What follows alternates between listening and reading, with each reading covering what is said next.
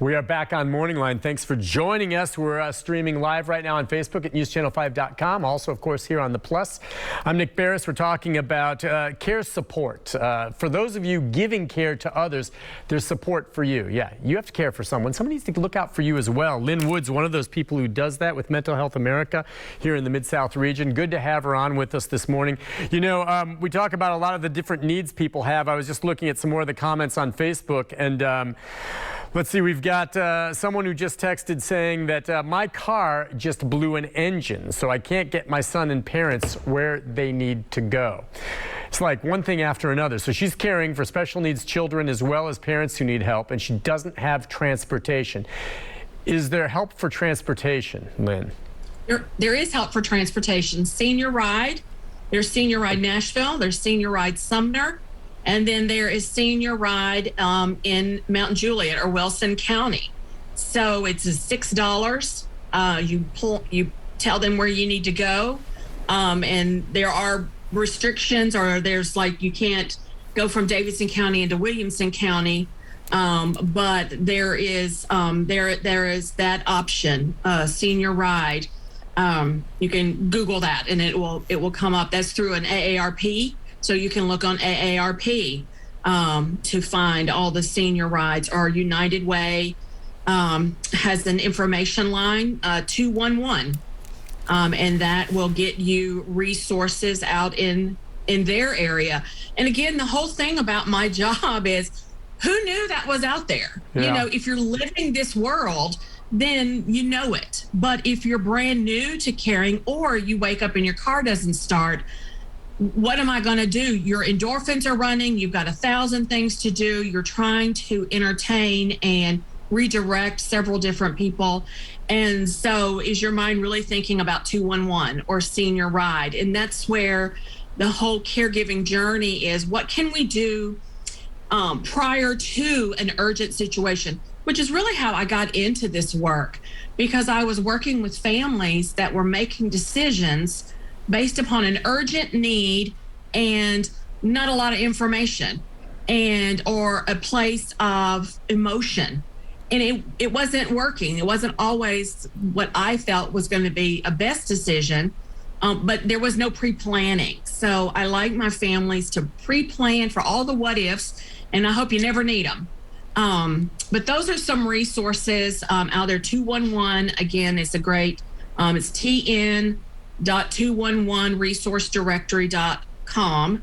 But again, I know this. So if you contact Mental Health America, or I can provide Channel 5 with resources, however, but if you know me, then, or if you know how to find me, then I know how to get you the help that you're looking for. Now you got to do some of the work. I'm not doing it for you. I'm not a caregiver. Sure. I'm not going to come in and pick you up, but we in Tennessee, we do have a lot of resources. We really are blessed to have a lot of resources, but you don't know necessarily how to find them. And that's where my job comes into play. Good. And we just put the number up, and we'll put it up again. You know, all right, let's go to the other side of this, just in terms of having this kind of conversation. When maybe a family determines, all right, time for mom and dad or both of them to go into assisted living. They maybe have the means, or maybe they've gotten on a waiting list and they're getting in with Medicaid coverage. How do you go about convincing them, all right, it's time, you cannot live alone anymore, we need to move you into a facility? You don't even want to say that to someone. Now, in their own mind, they're thinking, we're fine, we're living here. The house may be falling apart. They may be burning anything every time they cook. They may no longer be safe behind the wheel of a car. Let me just tell you a little story on this. With my folks, we became so concerned with them driving, and Dad would not give up his keys, okay? And we weren't there to take them yet. So I basically contacted the Department of Motor Vehicles in the state where they lived, and I just said, listen, I want you to know, I'm sending this note to you that my parents are no longer safe behind the wheel. You need to pull their license. And they take those things real seriously, because now I'm on the record telling them they've got someone who shouldn't be driving. God forbid if they hurt someone.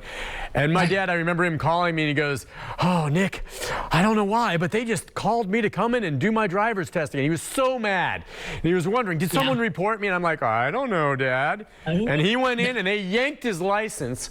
But I mean, and I hated having to do that, but I probably saved his life and someone else's. How do you then, though, beyond that, get them to move when they're saying, we're not going?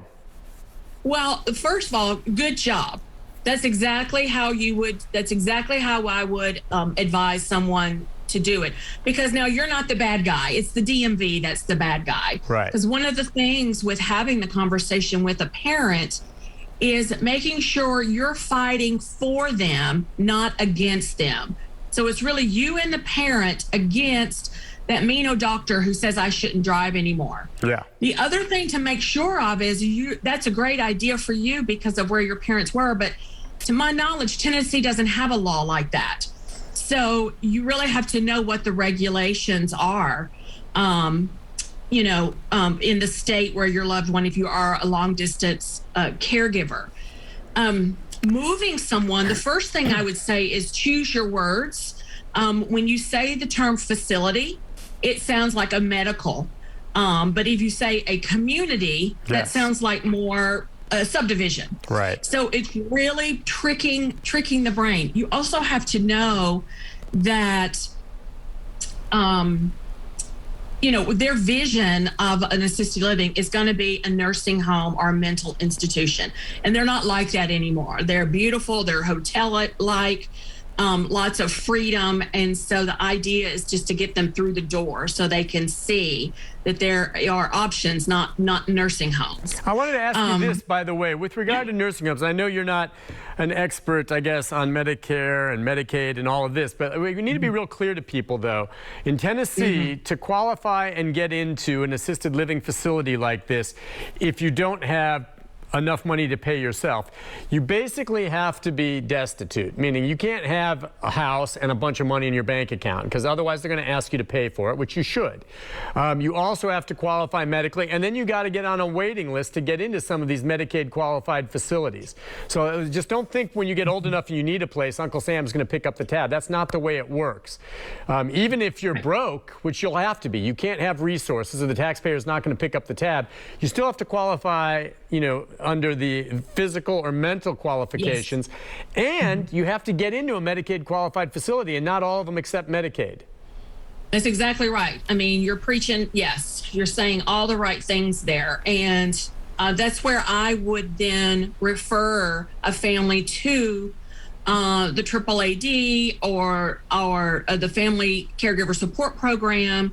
The veterans, there are veterans benefits. If you are a veteran or a widow or spouse of a veteran, there might be veterans benefits to help with this care that your loved one is needing. But again, if you can't afford that, then doing it in the home, how can we help you, or how can I get things in there to help that home situation? United Cerebral Palsy Association, they have free durable medical equipment.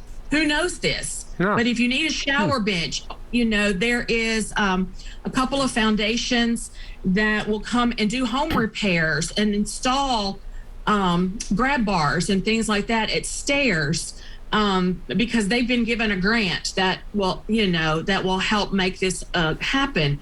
And that's where I can partner families up. It's really hard to answer questions in this format because I really need to hear the story. I need to hear the journey so that I know I can get them to the right person, because nothing is worse to a caregiver than me providing a phone number and they calling that number, and that number goes, oh, well, that's not what I do. Yeah, right. Because I've just heard just a blip. And so, some of the services that I provide are detailed conversations.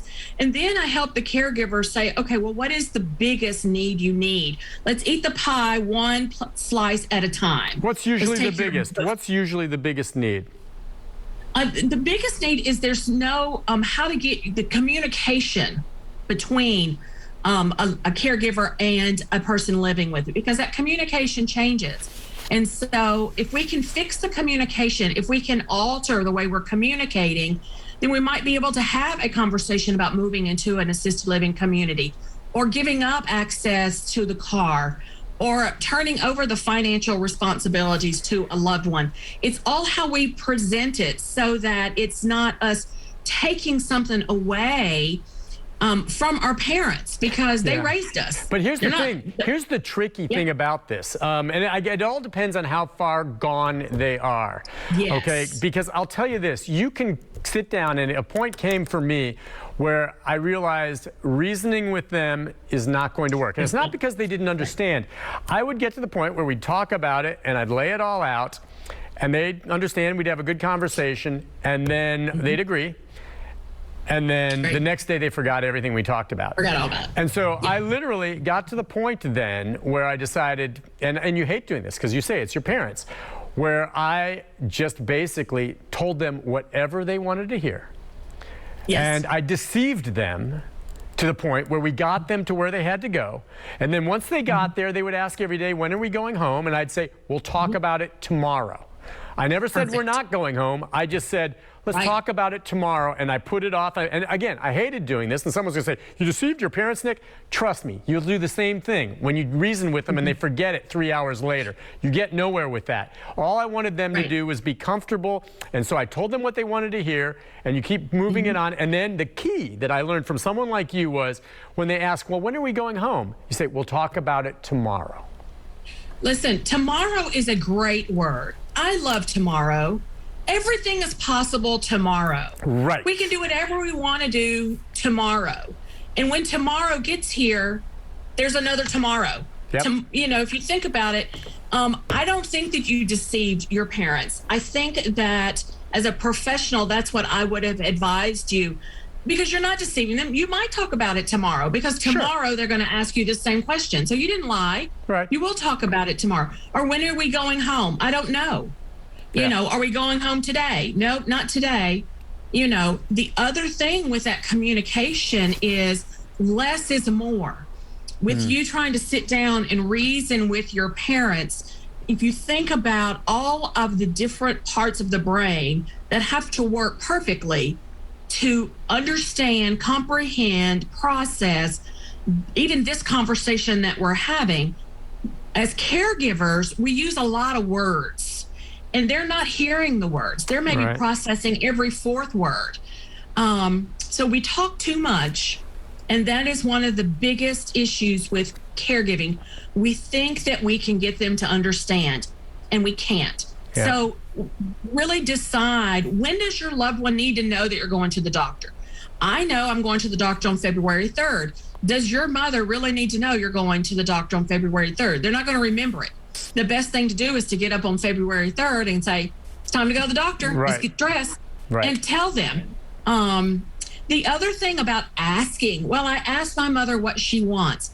A broken brain cannot distinguish what it wants, because it doesn't have enough information. If you ask somebody what they want to eat, is it morning, night, hot outside, cold? Is it Christmas? Is it Easter?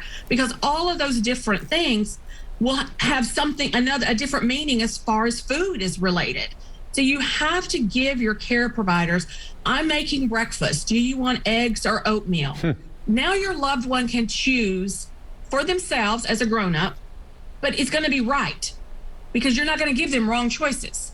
So you really have to change, because cognitively they can't change.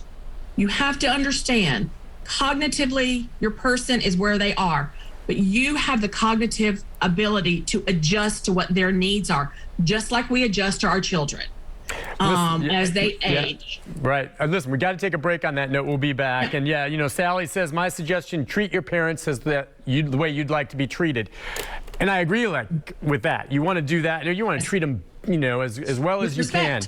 But sometimes, like you said, maybe I didn't deceive them, but there was part of my plan at this point. When they're forgetting what I'm saying, no one wants to be deceived or have things put off.